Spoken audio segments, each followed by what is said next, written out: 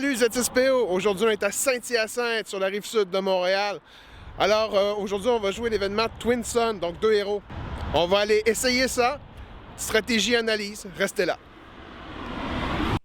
Alors oui, à la taverne du collectionneur boutique à Saint-Hyacinthe, on voit que ça ressemble un peu à une maison dans un stationnement d'autobus scolaire, mais à l'intérieur on le voit super bien aménagé, très joli comme boutique. Là. Ne vous fiez pas à l'apparence extérieure qui peut être très surprenante au début. Alors, normalement, on dit que la communauté locale joue environ avec 6 personnes. Cette journée-là, on était seulement 3 avec moi y compris. Alors, voici ce que j'ai construit pour ma première fois. Ma première partie Twin Sun. J'ai fait un Luc parce que j'aime bien jouer Luc. J'ai rarement l'opportunité de le jouer dans le Construct, dans les decks construits un peu plus compétitifs, et avec une Sabine et une base. Donc, j'ai 3 couleurs héros, 4 couleurs en tout. On voit ici qu'on peut seulement, dans le format Twin Sun, mettre un seul exemplaire, une seule carte de chaque sorte dans votre deck, et ça prend 50 cartes. Donc, ici, j'ai 50 cartes différentes. Héros, bleu, verte et rouge.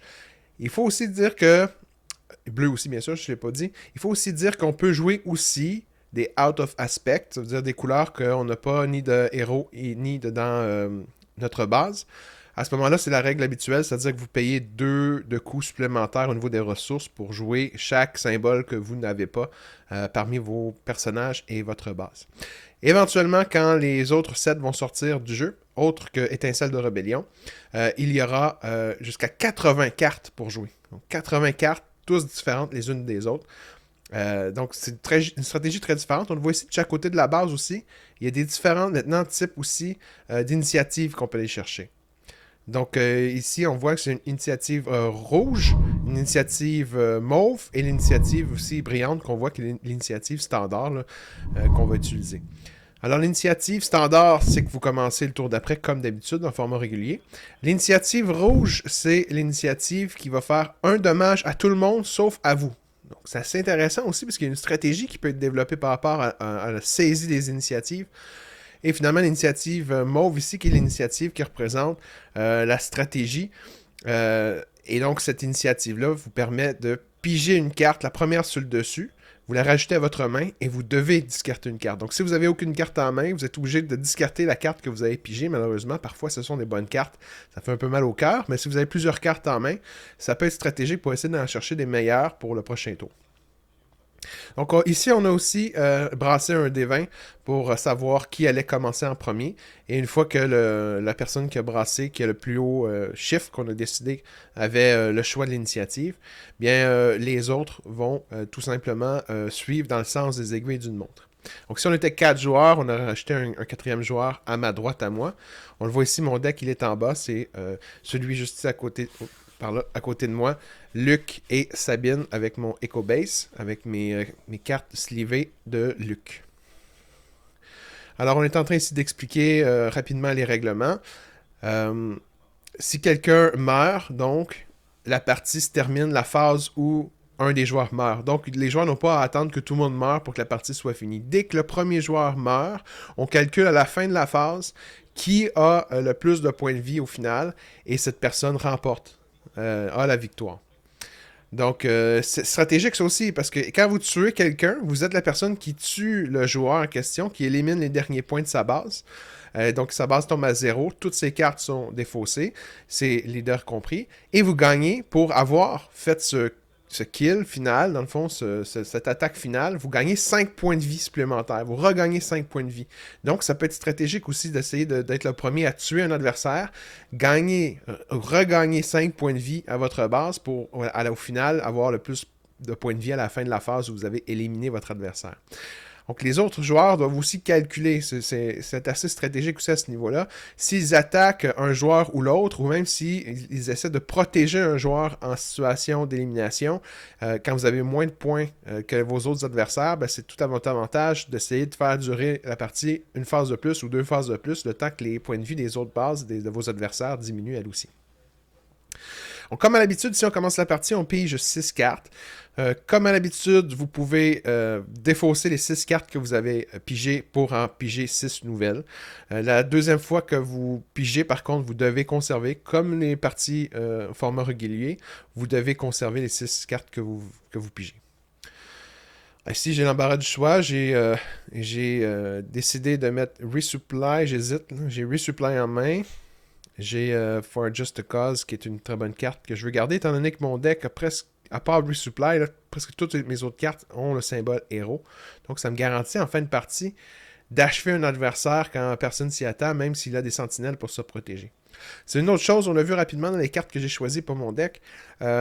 J'ai choisi de mettre plusieurs sentinelles parce que quand vous êtes trop menaçant au niveau de l'attaque, vous devenez une cible et donc plusieurs joueurs peuvent s'acharner sur vous et détruire vos cartes que vous avez mis en jeu pour beaucoup de coups. Alors que si vous êtes peu menaçant, vous êtes un peu moins la cible. Donc, j'ai choisi des cartes qui sont peu menaçantes et surtout qui me permettent de me faire une bonne défense. Des cartes avec sentinelle. Et en ayant choisi le héros Luc, ben, ça me permet de mettre des boucliers. Le tour où je mets ces sentinelles en jeu, ben, je vais pouvoir mettre des boucliers pour qu'elles soient encore plus résistantes aux attaques. Donc, si je me protège ainsi, ben, je suis moins intéressant comme cible et mes adversaires vont choisir d'autres joueurs comme moi. Donc, c'est ma stratégie de base. Ici, j'ai décidé de rebrasser parce que je pense que j'avais de mauvaises cartes pour commencer ma première phase. Ici, j'ai Zeb en main. J'ai Sabine en main. J'ai Dodonna que je vais utiliser comme ressource. Je pense que c'est conserver Sabine en main. Et un Jedi Lightsaber pour éventuellement le mettre à Sabine dans mon troisième tour quand j'aurai 4 ressources. Je le mets en vitesse rapide pour le reste de la partie. Wolf est un personnage intéressant aussi à jouer dans ce format parce que Wolf, quand il est mis en jeu, dans la phase qu'il est mis en jeu, il empêche toute autre personne de guérir leur base et lorsqu'il attaque aussi durant les prochaines phases. Donc ça affecte tous vos adversaires qui ne peuvent plus se soigner. Puis étant donné qu'il y a plusieurs joueurs bleus, cartes bleues possibles sur la table, il est possible de soigner ses bases et donc grâce à Wolf, je ralentis cette guérison, ce qui fait de moi par contre une cible de choix. Et rapidement, là, quand il y a des personnages comme ça qui affectent votre jeu, comme par exemple Del Nico, que mes adversaires vont jouer plus tard dans la partie, qui vont faire en sorte que tous nos événements vont coûter 1 de coût de plus, ben, ce sont ce genre de cartes qui vont devenir rapidement des cibles que vos adversaires vont vouloir éliminer rapidement.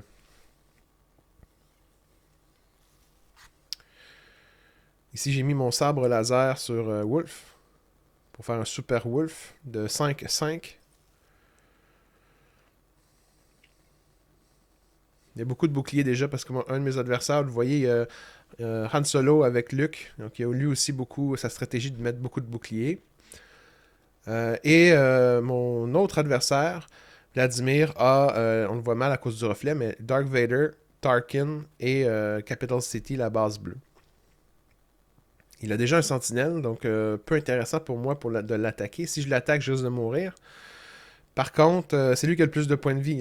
On le voit grâce à son téléphone sur la table. Il y a 26 points de vie, j'en ai 24 qui me restent. Et le propriétaire de la boutique qui joue avec nous, lui en reste 23. Donc, dans le format Twin Suns, ce que j'ai remarqué, quand vous avez des cartes que vous voyez passer, c'est très déchirant de les mettre comme ressources, étant donné que vous savez qu'il n'y a plus d'autres exemplaires de ces cartes-là dans le reste de votre carte de deck. Les 50 cartes, il y en a seulement une. Donc, quand vous vous en débarrassez comme ressource, c'est déchirant comme décision. Des mots-clés sont importants aussi, j'ai remarqué, parce que oui, c'est très intéressant de mettre des sentinelles, mais la carte saboteur aussi devient très efficace dans ce type de jeu.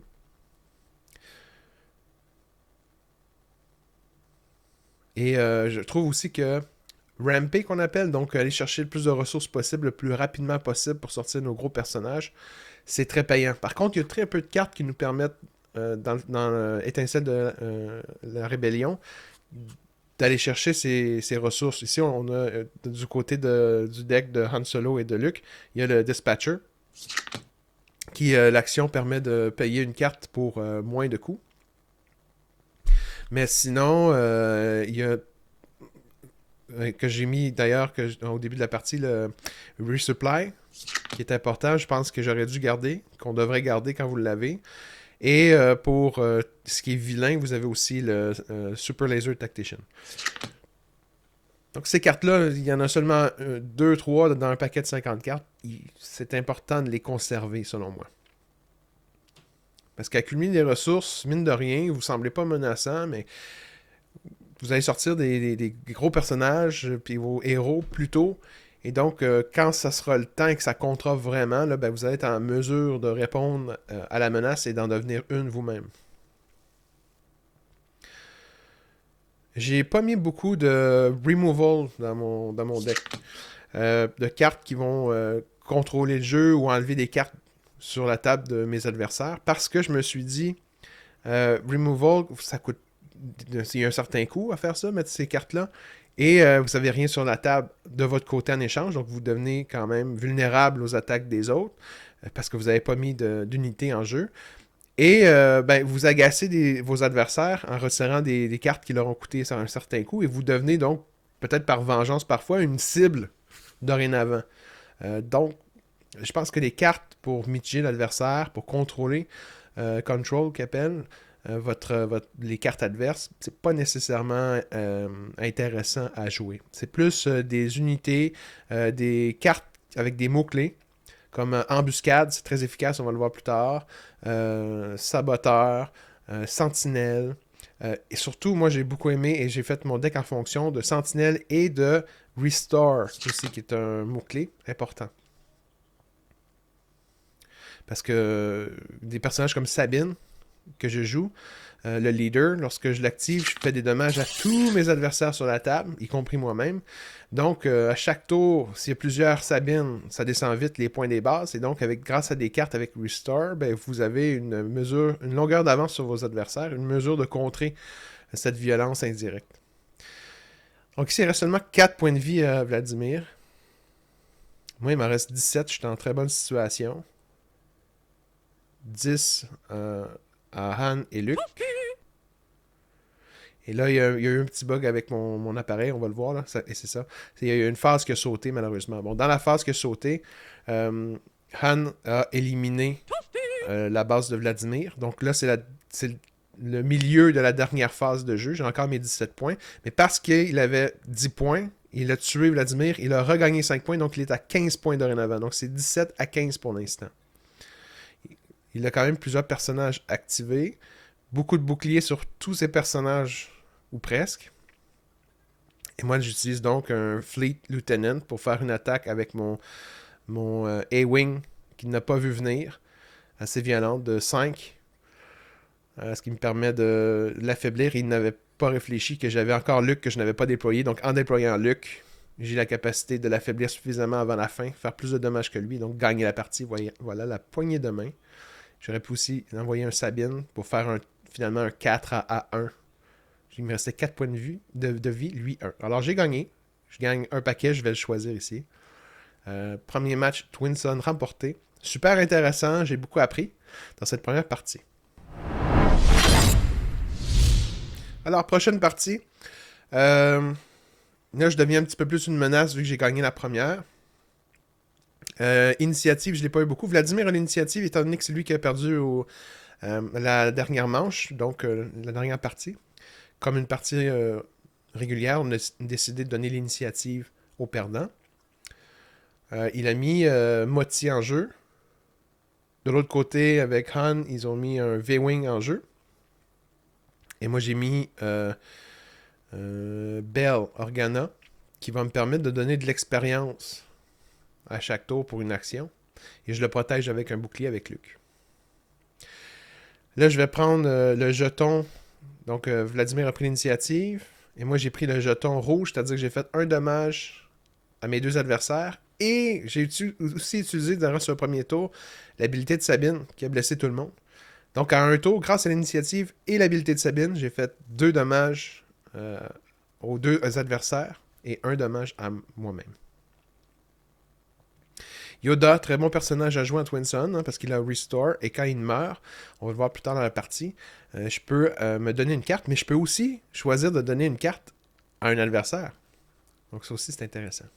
C'est le genre de cartes qu'on n'est pas habitué de réfléchir à jouer, qui ont des attributs, des habilités qui permettent d'affecter d'autres joueurs durant la partie, qu'on n'utilise pas normalement en Construct, ou en Sealed, ou en Draft.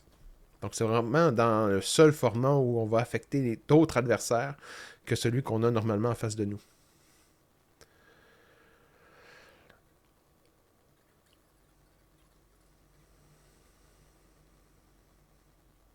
Donc Vladimir n'a plus rien en jeu pour l'aider. Moi je n'ai que Yoda, mais qui va pouvoir guérir ma base à chaque attaque. Là, je vais pouvoir sortir Sabine ce tour-ci. Par contre, c'est ça, il faut être prudent. Ici, les deux, on a fait la même chose. Hein. C'est pour ça qu'on se donne un fist bomb ici. On a mis les deux un sentinelle, je pense la meilleure sentinelle du jeu. Là. Pour 3, c'est une sentinelle 4-3. Le Echo Base sentinelle.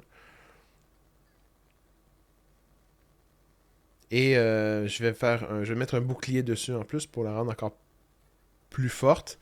Ce qui va décourager mes adversaires de m'attaquer. Surtout avec le bouclier. Donc ça prend 2 attaques et en plus il se défend à 4 à chaque fois. Donc c'est le genre de cartes justement qui vont vraiment être bonnes dans le jeu. Ici Vladimir a joué, on le voit mal à cause du reflet, à côté de son Vader, il a mis un Star Viper, qui normalement quand vous avez l'initiative peut faire un restore.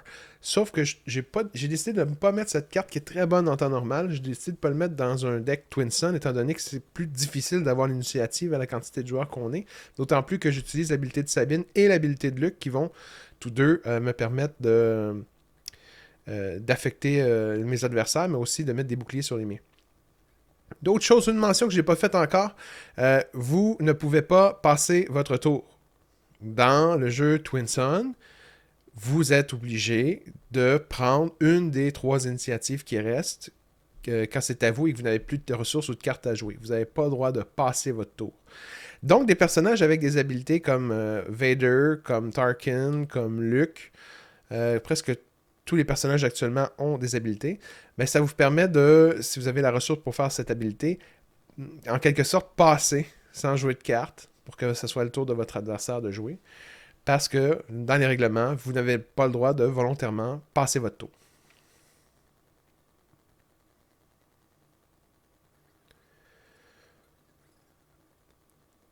Le Vladimir aussi prend l'initiative.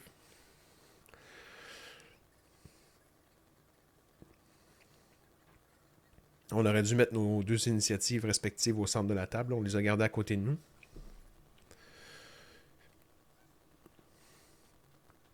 Et si je mets un... c'est pas le Home One, c'est le Bright Hope dans l'espace. Sentinelle. Un mot-clé important. Qui va me permettre aussi de prendre une carte dans mon graveyard. Et j'ai repris Bale finalement qui était mort. Ici, il a écrasé son vaisseau sur mon Bright Hope. Je deviens une cible là, parce que il me reste quand même 26 points de vie. Les deux, il leur reste seulement 18. J'ai 2 sentinelles en plus pour m'aider et me protéger. Ici, Han accumule beaucoup de ressources. Donc on s'attend à avoir joué des grosses cartes du côté du deck de Han et Luke. Ici, je suis en train d'expliquer que c'est très difficile pour moi d'attaquer Han, étant donné qu'il a un sentinelle avec un shield, un bouclier. Donc, si je l'attaque, je tue mon sentinelle et lui, il a encore son sentinelle actif. Donc, malheureusement, je dois m'acharner sur Vladimir parce que je ne peux pas passer mon tour.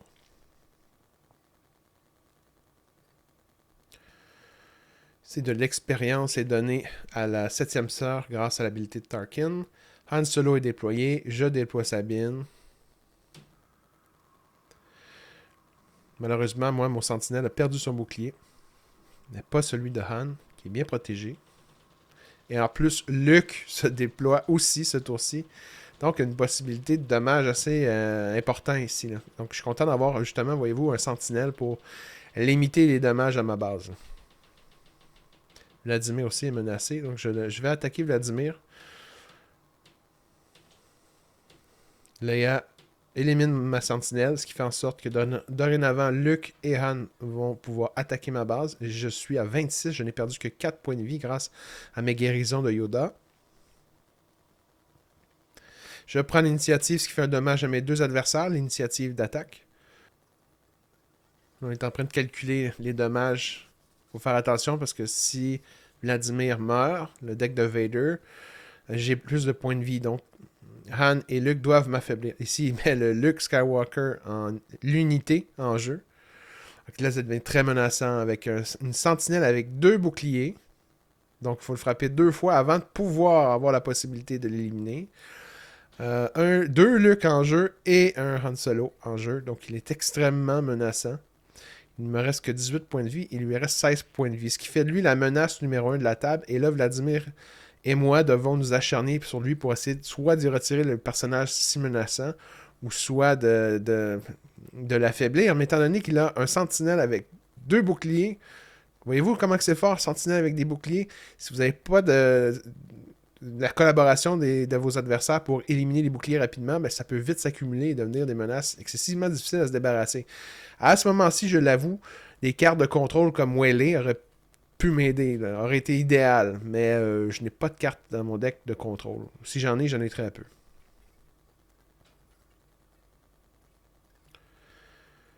Donc la 7e sœur va attaquer.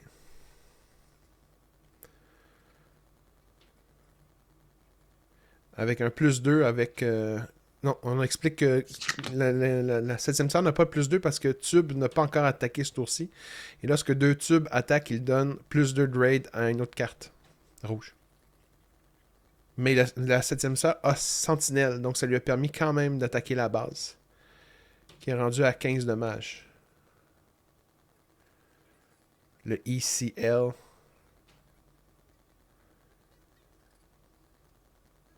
Le Lab. Donc c'est risqué de jouer aussi une carte à 25 points de vie, le Lab ici pour le deck de Han et Luke. Avec plusieurs adversaires qui peuvent vous affaiblir rapidement. Là. Vous pouvez être une cible pour rapidement faire la partie. Moi je faisais ça sur lui. Vous avez donné un dommage chacun. Ouais. Là c'est à ton tour. Le final. Puis ici, ce que je faisais, c'est lui, je me lançais là-dessus, ça le tuait. Puis après ça, je mettais un bonus de 2 en ici, on rejoue le dernier tour qui avait été coupé par la caméra pour vous. Puis après ça... Donc j'avais pas planifié Tube. Les 2 points que Tube donnait à Vador qui lui donnait finalement suffisamment de points de vie pour éliminer la base du lab. Parce que j'avais calculé qu'il lui manquerait 2 points pour éliminer cette phase-ci, mais finalement il y en a suffisamment avec 2 tubes et la base finalement est achevée. Et Vladimir, ayant plus de points de vie que moi, a gagné la partie. Donc il l'a mentionné, là, il a gagné entre autres parce que quand Yoda est mort, je lui ai donné l'opportunité de piger à lui aussi une carte. Et il a pigé Protector, c'est ce qu'il me montre à l'écran. Il a pigé Protector qui lui a permis d'avoir Sentinelle et donc protéger sa base. Et attaquer avec le Saboteur avec la 7e sœur. En plus d'avoir Sentinelle pour protéger sa base. Donc ça lui a permis d'attaquer. Donc j'ai vraiment aimé le format. Très intéressant. Communauté, en tout cas le propriétaire de la boutique était vraiment extraordinaire. Allez-y, ça vaut la peine. La taverne du collectionneur, c'est à 5. C'est à peu près à 40 minutes, 30 minutes, 40 minutes de longueuil. Ce que j'ai aimé aussi du format, c'est des stratégies de collaboration, de méfiance envers l'adversaire, et c'est aussi assez politique, je vous dirais. C'est ce qui est intéressant. C'est pas un loup-garou dans le genre de jeu de persuasion que c'est pas moi la menace, c'est ton adversaire, discussion autour de la table, c'est de convaincre, quelques rires aussi. Donc c'est un petit peu plus léger, mais en même temps, il y a beaucoup de calculs. Calculer où est-ce que vous en êtes rendu. Ce tour-ci, si vous achetez un adversaire, est-ce que vous avez suffisamment de points de vie par rapport à vos adversaires et les cartes qu'ils ont en jeu? Qu'est-ce qui peut sortir aussi de vos decks? C'est beaucoup plus difficile parce qu'il y a seulement un exemplaire par carte. Vous ne pouvez pas passer votre tour aussi, donc il faut calculer avec vos personnages et leur pouvoir, la façon de circuler pour attaquer au bon moment, faire passer chacun son tour les joueurs. Donc tout ça ensemble fait en sorte que c'est un jeu qui vous donne une expérience unique, je pense, avec des cartes qui normalement vous jouez rarement. Étant donné que ça vous prend 50 cartes différentes, ben vous allez explorer des cartes qui peuvent, nouvelles que vous n'êtes pas habitué de jouer, qui peuvent vous aider à gagner ce genre de partie. Twin Sun, donc avec 2 héros, une base. Ça peut être aussi des couleurs qui sont similaires pour jouer des doubles couleurs. Mais ça vous donne beaucoup de possibilités pour explorer le jeu de d'autres façons. Beaucoup moins compétitif aussi. Plus social, ça j'aime bien. Et c'est pas nécessairement plus facile. Ça vous demande quand même une certaine réflexion, garder les bonnes cartes dans vos mains au bon moment, pas vous en débarrasser parce que vous avez une seule exemplaire de carte pour la partie. Donc, tout ça ensemble fait que Twin Sun est un jeu dans un jeu qui est très agréable, très amusant à jouer. Donc, je vous le recommande fortement. Je sais que Twin Sun est joué à la boutique de Saint-Hyacinthe de la taverne du collectionneur à tous les lundis soirs. Donc j'espère que cet épisode vous a plu. J'espère que vous avez découvert une nouvelle façon de jouer à un de vos jeux préférés, j'imagine, si vous écoutez la chaîne Star Wars Unlimited. Et sur ce, je vous dis que les probabilités soient avec vous. Au revoir.